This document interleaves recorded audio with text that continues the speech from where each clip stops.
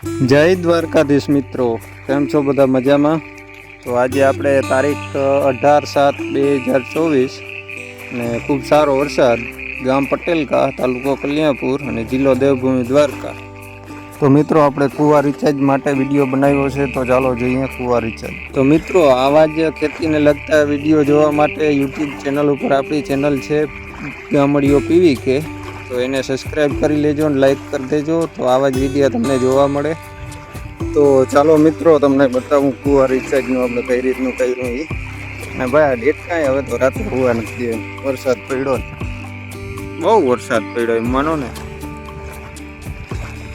એ આપણે વિડીયો બનાવ્યો તો વરસાદ બહુ થાય, વાદળા જોઈ નહીં, સાચું પડ્યું ભાઈ, 50% સાચું પડી ગયું હે.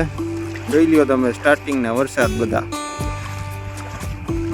વરસાદ એટલે ઘટે નહીં ભાઈ. એ હજી બે કાંઠે બધા ખેતરું જાય છે ભાઈ, 3 દી થયા ઘંટી બંધ જ નથી.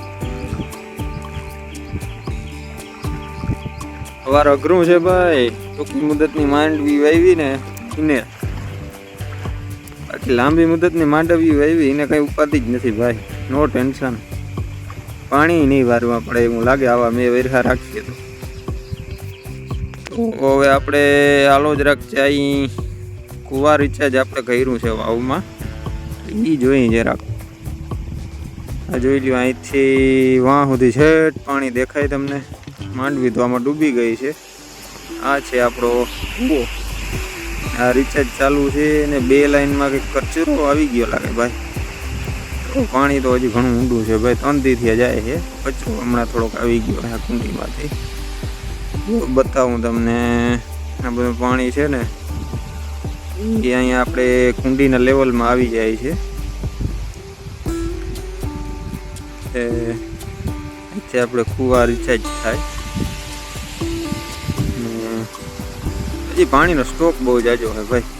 આ બધું પાણી ઉતારી દેવું વાવમાં, એટલે આપણે ઉનાળે પાછું ઘટે નહીં ગયું. તો હાલો તમને બતાવું. જો અહીંયા આ છે ને દેખાય ને, આ સિમેન્ટની એક કુંડી બનાવેલી છે ડંગણાથી, એમાંથી 3 લાઈનો આપણે 4ની મેલેલી છે બરાબર. એ આખી ભરાઈને જાય છે.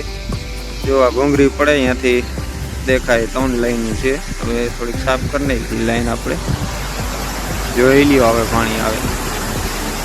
આટલું પાણી ભાઈ કન્ટિન્યુ 3 દિવસથી આવે તો હજી વાવ ભરાણી.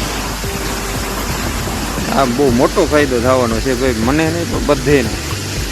શહેરમાં પાણી ઉતરે નહીં, ખરેખર બધે આ કરવું જોઈએ ભાઈ. કુવા રિચાર્જ જોવું જોઈએ, પાણી ક્યાંય વેસ્ટ ના જાય. જળ એ જ જીવન ભાઈ. એટલે ખરેખર આમ કોઈ નજીકમાં આવું છેલ્લું વાયું હોય, ખરેખર આ રીતનું કુવા રિચાર્જ બનાવી લેવાય. બહુ મોટો ફાયદો થાય ભાઈ. આપણે ને આપણે આ ફાયદો થવાનો છે, બીજા કોઈ નહીં. આપણે જ સમજી લ્યો, શિયાળું ઉનાળું પિત્તમાં આપણે કામ લાગીએ. અને મિત્રો એક વાત ખાસ મારે કહેવાની છે કે આપણી યુટ્યુબ ચેનલને તમે સબસ્ક્રાઈબ નથી કરતા, લાઈક નથી કરતા, યાર થોડાક કંજૂસ ના થાવ. લાઈક કરો અને સબસ્ક્રાઈબ આપણી ચેનલને કરી લ્યો, તો આવા જ વિડીયો તમને જોવા મળે. તો મિત્રો તમને આ બતાવ્યો વિડીયો મેં, એમાં કુવા રિચાર્જ કરવા માટે હાવ સામાન્ય ખર્ચો છે. ખરેખર બધે કરવું જોઈએ તો બધાને ફાયદો થાય છે.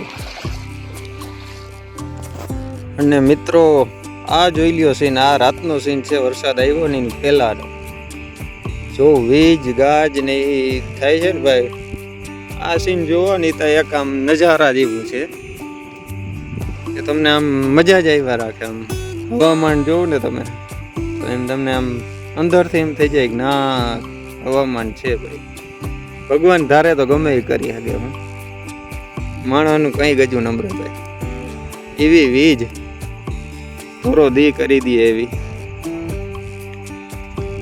તો મિત્રો આવા જ વિડીયો જોવા માટે આપણી ચેનલ ગામડીઓ પીવીકે નીચે સબસ્ક્રાઈબનું બટન છે દબાવી દો, લાઈક કરો, કોમેન્ટ કરો અને તમે આ વીજનો લાભ ઉઠાવો જોવાનો. જય દ્વારકાધીશ બધાને.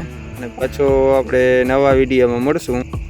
અને મિત્રો જે ડિસ્ટ્રિક્ટમાં વરસાદ નથી થયો આ તારીખમાં, તો એ ભાઈ અમારે વરસાદ થયો તો ગાજવીજનો ને આ તમે વિડીયો જોઈ અને મન હળવું કરી લ્યો. અને મિત્રો તમારા વિસ્તારમાં કેવો ગાજવીજ ને વરસાદ હતો એ કોમેન્ટ કરીને જણાવજો. તો મળીએ હવે નવા વિડીયો.